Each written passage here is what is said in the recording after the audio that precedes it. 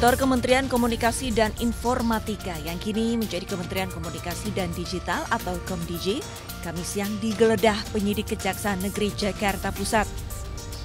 Penggeledahan diduga terkait kasus tindak pidana korupsi pengadaan barang dan jasa, pengadaan pengelolaan Pusat Data Nasional Sementara atau PDNS pada Kementerian Kominfo tahun 2020 hingga 2024.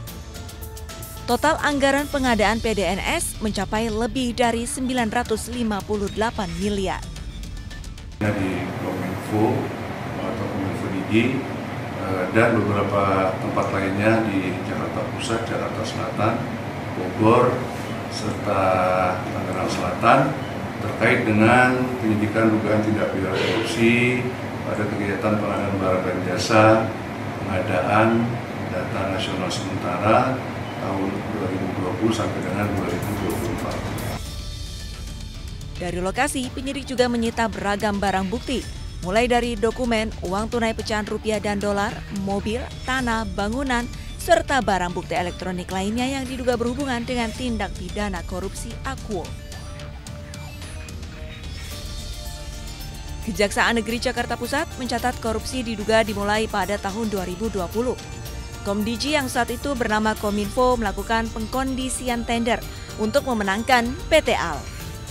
Nilai kontrak saat itu mencapai 60,378 miliar rupiah. Pada tahun 2021, PT AL kembali memenangkan tender PDSN dengan nilai kontrak mencapai 102,671 miliar rupiah. Di tahun 2022, Kominfo kedapatan menghilangkan salah satu syarat pemenang tender. Hal ini dilakukan supaya tender dimenangkan PT AL. Nilai kontrak PDSN di tahun ini mencapai 188,900 miliar rupiah. Lagi dan lagi, PT AL memenangkan tender PDSN di tahun 2023 dan 2024. Pada tahun 2023, nilai kontrak mencapai 350,959 miliar rupiah. Sementara pada tahun 2024 nilai kontrak mencapai 256,575 miliar rupiah. Sementara total anggaran pengadaan proyek PDSN mencapai 959,485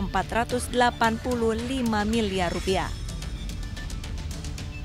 Padahal PT AL tidak mampu memenuhi persyaratan sesuai rekomendasi Badan Cyber dan Sandi Nasional. Akibatnya, pada Juni 2024 serangan ransomware terjadi dan beberapa layanan tidak bisa digunakan. Tak hanya itu, serangan juga menyebabkan bocornya data diri penduduk Indonesia.